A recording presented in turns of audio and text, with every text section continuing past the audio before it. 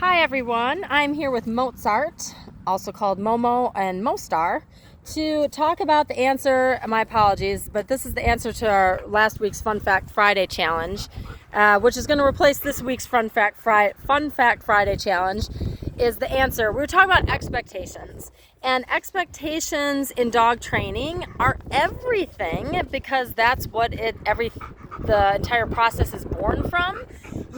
There's nothing to train if you don't have an expectation. So there's no reason to train your puppy if you don't expect them not to pee in your house, right? There's no reason to do obedience if you don't expect the dog to sit when you say sit. And if you do have that expectation, then the training is formed around it, and that's what Mozart's going to hear. He's going to do a little demo for us today. So we're actually going to pick on the sit because this seems like a fairly basic, straightforward thing, right? Like, all right, what's your expectation of sit? Well, the dog's butt hits the ground, right? The dog performs the sit when you say the word sit. But there's a bit more to it. So my question would be, how many times do you want to say the word sit before the dog responds? Do you care if the dog sits quickly when you say the word or if he sits slowly?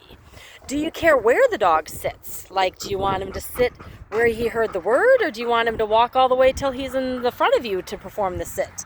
How long do you want the dog to hold the sit? So these things all play a part in the training, and that's why I wanted to make this thing about expectations, because they can seem so simple, but if they were simple, just by having the expectation, meaning like, okay, I have this expectation and then my dog will just do it. Well, no, once you have the expectation, you have to have the training, meaning the communication, to be able to back it up.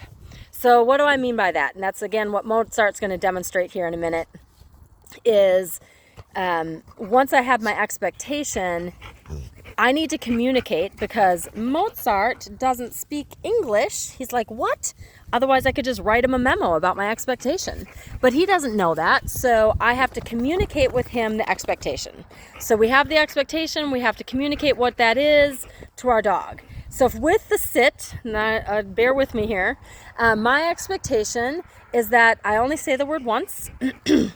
I also expect, and this is for even little puppies, so I'm only going to say the word once, and I expect the dog or puppy to perform the sit wherever they heard the word.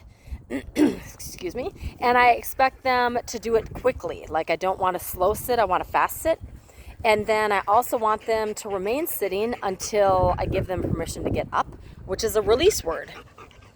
So we talked about last week with starting young puppies and training, and you might have heard my little list of expectations and thought, well, that's ridiculous for a 7-week-old puppy or something like that.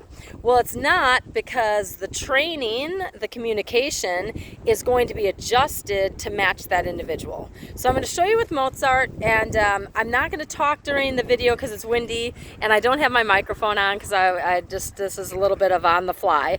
But I'm going to show you with Mozart. I'm not going to explain what I'm doing, and he hasn't done obedience forever, so I don't know how this is going to go. But I'm going to say the word once, and you'll see the training behind it, so he's not going to be able to fail. All right, so here we go. I have to get my phone in position. Hopefully, there we go. I think that'll work. Good boy, Momo.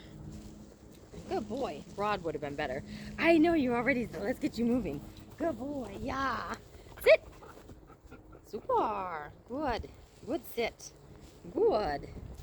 Good. Free. Good boy. Very nice.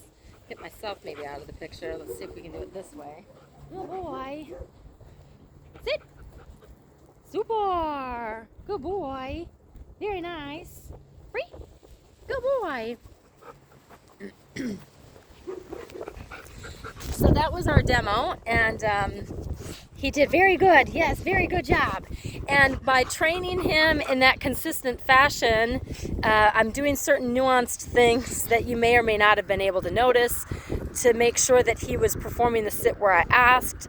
And the number one expectation for me anytime I'm doing obedience is that the dog is having fun and that I'm having fun, because otherwise I don't want to be out here and the dog doesn't want to be out here. So feel free to join in our basic obedience and have some fun with your dog and increase your relationship and have some good communication with them. Happy training.